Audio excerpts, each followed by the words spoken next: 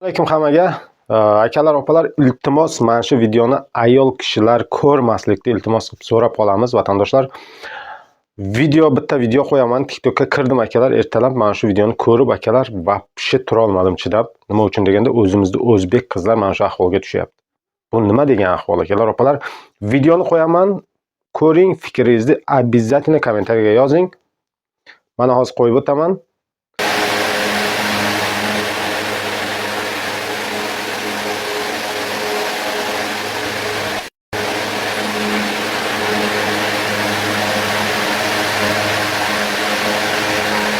Ko'rdilaringiz akalar, opalar, videoni. Nima uchun akalar, opalar, yer qimirlash bo'layapti? Boshqa narsa bo'layapti akalar. Mehr oqibat yo'qolyapti. Mana shunaqa iflos, mana shunaqa ifloslarning orqasidan deb o'ylayman. Akalar, opalar, kuch birlikda mana shu videoni maksimal tarqatingizlar. Inshaalloh biz mana shuni harakat qilamiz, TikTokdan shunaqalarni yo'qotish yo'lini. Mana shu ayolni iflosni, qanchiqni vapshi sohib daraklari bormi? Egalari bormi akalar, opalar? Iltimos O'zbekiston Ichki ishlar vazirligidan so'rab qolamiz. Mana shuni adresini topib, jazolashini so'rab qolamiz akalar, opalar. Nima uchun deganda, bu vapshi akalar sharmandachilik. Bizni o'zbeklarga bu narsa to'g'ri kelmaydi akalar, opalar. Andijondan ekan, andijonlik vatandoshlar, sizlarga ham maksimal podeshkalaringizni kutamiz. Mana shuni topib, jazolab akalar, opalar, inshaalloh yo'q qilamiz, xudo xolasa birgalikda.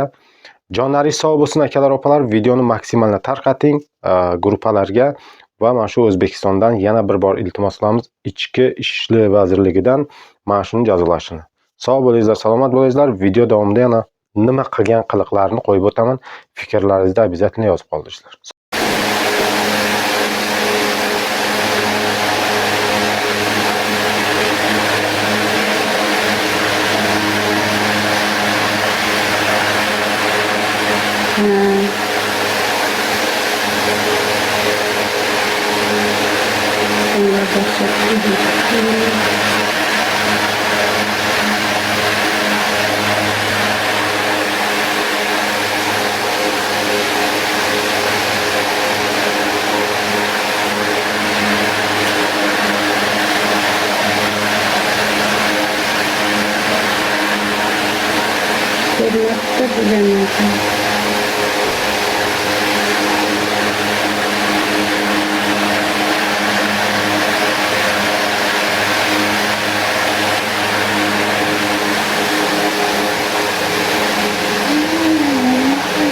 Salam.